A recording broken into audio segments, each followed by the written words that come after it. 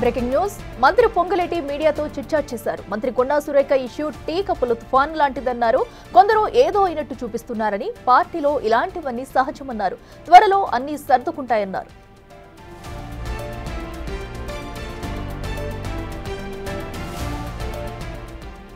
అటు మంత్రి కొండా సురేఖ ఇష్యూపై కూడా మంత్రి పొంగులేటి అయితే స్పందించారు. చిట్చాట్ లో పాల్గొన్న ఆయన అయితే కొన్ని వ్యాఖ్యలు చేశారు. సో అయితే మంత్రి కొండా సురేఖ ఇష్యూ టీ కప్పులో తుఫాను లాంటిదన్నారు. కొందరు ఏదో అయినట్టు చూపిస్తున్నారని, పార్టీలో ఇలాంటివన్నీ సహజమని చెప్పారు. ఇక త్వరలో అన్ని కూడా సర్దుకుంటాయన్నట్టు అటు పొంగులేటి వివరణ ఇచ్చారు.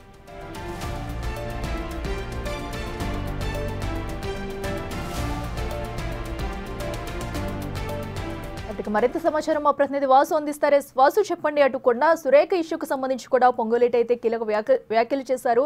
ఇలాంటివన్నీ పార్టీలో కామన్ అంటూ కూడా పక్క నుంచి మంత్రివర్గం చెప్పుకుంటూనే వస్తుంది కొన్ని రోజులుగా కూడా. అయితే ఈ గొడవ అయితే ఇంకా క్లియర్ అవ్వకుండా ఇంకా రోజు రోజుకి పెద్ద తవ్వునట్టుగా కూడా కనిపిస్తూ వస్తుంది. అయితే ఇప్పుడు ప్రస్తుతం కొండా సురేఖ వెర్షన్ ఎలా ఉంది? సో మరి దీనిపై అధిష్టానం మరి జోక్యం చేసుకుని ఈ గొడవను అయితే క్లియర్ చేయబోతుంది అనుకోవచ్చా?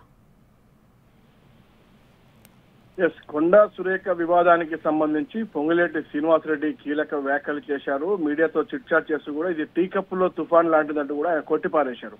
కానీ కొండా సురేఖ మాత్రం నిన్నటి నుంచి తీవ్ర ఆరోపణలు చేస్తా ఉంది. ఇటు పొంగులేటి శ్రీనివాసరెడ్డితో పాటు సీఎం సంబంధించిన వ్యక్తిగత దగ్గరి సంబంధికులతో పాటు మరికొంతమంది కీలక మంత్రులపైన కూడా ఆమె ఆరోపణ చేస్తా ఉంది.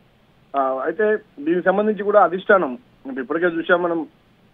ఈరోజు కూడా ఏఐసిసి ఇన్ఛార్జ్ నటరాజన్ తో కూడా ఆమె సుదీర్ఘంగా భేటీ అయ్యారు. డిప్యూటీ సీఎం తో భేటీ అయ్యారు. ఈ రోజు ఏదైతే జరిగినటువంటి కేబినెట్ భేటీకి కూడా హాజరు కానటువంటి పరిస్థితి. ఒక మంత్రిగా ఉండి కేబినెట్ భేటీకి గైర్హాజరైంది ఆమె హైదరాబాద్ అందుబాటులో ఉండి కూడా. అంటే ఖచ్చితంగా కూడా ఆమె తీవ్రంగా జరిగినటువంటి పరిణామాలను వ్యతిరేకిస్తుంది. ఆమె ఓఎస్డీ సుమంత్ ను ఏదైతే తొలగించినటువంటి అంశానికి సంబంధించి కావచ్చు, ములుగు టెండర్ల విషయంలో కావచ్చు, డెక్కన్ సిమెంట్ ఫ్యాక్టరీ ఇష్యూలో కావచ్చు, అన్నిటి ఇష్యూ సంబంధించి కూడా సమస్య పరిష్కారం చేయాలని కూడా అధిష్టానానికి వాళ్ళు న్యాయం చేస్తారని నేను భావిస్తున్నాను, అధిష్టానానికి వదిలేశానన్న విషయాన్ని ఆమె స్పష్టం చేస్తూ తిరిగి ఆమె ఇంటికి వెళ్ళిపోయింది.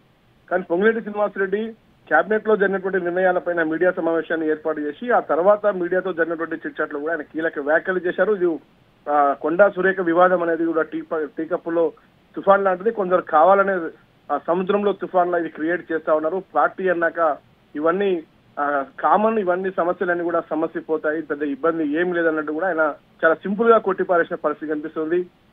చూడాలి రేపటికి అప్డేట్ ఎలా ఉండబోతుంది.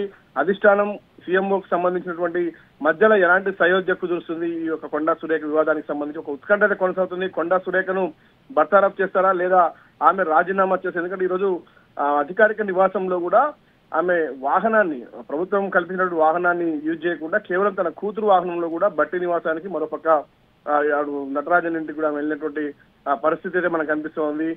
కాబట్టి చూడాలి మరి ఆమె వ్యవహార శైలి మాత్రం ప్రభుత్వం పైన గురుగా ఉన్నట్టుగా తెలుస్తోంది. ప్రభుత్వం మాత్రం ఆ వ్యవహార శైలిని కూడా తప్పుపడతా ఉంది. ఓఎస్డీని వెనకేసుకుని రావడం, ఓఎస్డీ చేసిన తప్పిదాలకు సంబంధించి కూడా కేసులు నమోదు చేస్తామంటూ కూడా పోలీసులు ఇంటికి వచ్చిన తీరు, రాత్రి జరిగినటువంటి ఆ ఎపిసోడ్ మొత్తాన్ని కూడా సీఎంఓతో పాటు పూర్తిగా కూడా ఏఐసిసి పరిశీలిస్తున్న నేపథ్యం కనిపిస్తోంది. ఈ నేపథ్యంలోనే ఇటు పొంగులేటి వ్యాఖ్యలు కావచ్చు, కొండా సురేఖ మాత్రం అధిష్టానానికి వదిలేశాను, న్యాయం చేస్తారని నేను అనుకుంటున్నాను చెప్పు వెళ్ళిపోయింది. కానీ ఆమె ఏం చెప్పింది, అధిష్టానం ఆమె ఏమని చెప్పింది అన్న అంశాన్ని పక్కన పెడితే ఈ రోజు కేబినెట్ కూడా హాజరు కాకపోవడం మాత్రం పలు అనుమానాలకు సాధిస్తుంది. రేపు అప్డేట్ ఎలా ఉంటుంది చూడాలి. అధిష్టానం ఎలాంటి సయోధ్య కుదురుస్తుందా, లేదంటే ఎవరిది తప్పని తెలుస్తుంది. ఇది తప్పుకు సంబంధించి మధ్యవర్తిత్వం చేసి కూడా సీఎంఓ ఆఫీస్ కు కొండా సురేఖకు మధ్య ఉన్నటువంటి అగాధాన్ని పూడుస్తుందా, లేదంటే అది బర్తారఫ్ కు దారి తీస్తుందా అన్న అంశం మాత్రం రేపు కొంత అప్డేట్ వచ్చే అవకాశం కనిపిస్తుంది. ప్రస్తుతానికి మాత్రం ఇది పెద్ద సమస్య కాదని పొంగులేటి మాత్రం కొట్టిపారేస్తున్నారు.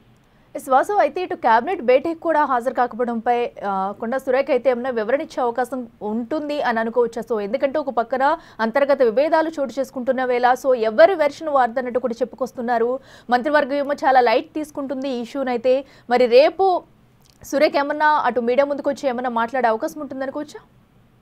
ఇప్పటికే ఆమెకు మీడియాతో మాట్లాడొద్దని కూడా నిన్న జరిగినటువంటి ఎపిసోడ్ సంబంధించి పార్టీకి, గవర్నమెంట్ కు నష్టం చేకూర్చే విధంగా వ్యాఖ్యలు ఉన్నాయి. ఆమె కూతురు సుష్మిత మాట్లాడినటువంటి మాటలు కావచ్చు, కొండా సురేఖ చేసినటువంటి వ్యాఖ్యలు కావచ్చు, వీటన్నిటినీ కాదంటూ భిన్నంగా ఈ రోజు కొండా మురళి వరంగల్లో ప్రెస్ పెట్టాడు. కాబట్టి ఈ ఎపిసోడ్ ఫుల్ స్టాప్ పెట్టాలి. ఎవరు కూడా మీడియాతో కానీ బహిరంగంగా కానీ మాట్లాడడానికి వీల్లేదంటూ కూడా ఇప్పటికే పీసీసీ వర్గాల నుంచి కూడా ఏఐసీసీ వర్గాల నుంచి కూడా వాళ్ళకు మంత్రికి సమాచారం ఉంది. కాబట్టి ఈ రోజు పెద్దగా మాట్లాడలేదు. ఉదయం నుంచి మీడియా వెయిట్ చేస్తుంది కాబట్టి నేను మాట్లాడుతున్నానంటూ కూడా అక్కడ మాట్లాడినటువంటి ఎమ్మెల్యే క్వార్టర్స్ లో మాట్లాడినటువంటి తీరు చూసాం. కానీ రేపటికి సంబంధించి కూడా ఆమెకు ఒక క్లారిటీ అంటే కొంత సమయం వరకు వెయిట్ చేయాలి. ఎందుకంటే ముఖ్యమంత్రి కార్యాలయంతో కూడా సంప్రదింపులు జరపాలి. జరిగినటువంటి పరిణామాలు ఓఎస్డీ తొలగింపు అంశానికి సంబంధించి కావచ్చు, ఈమె ఈ రోజు కేబినెట్ కి హాజరు కాకపోవడానికి అంశాలు కావచ్చు, ఇవన్నిటిని నిశ్చితంగా పరిశీలించి ఒక నిర్ణయం అయితే తీసుకునే అవకాశం కనిపిస్తుంది. రేపు దీనిపైన ఒక క్లారిటీ వచ్చే అవకాశం ఉంది. Right Vasu, thank you.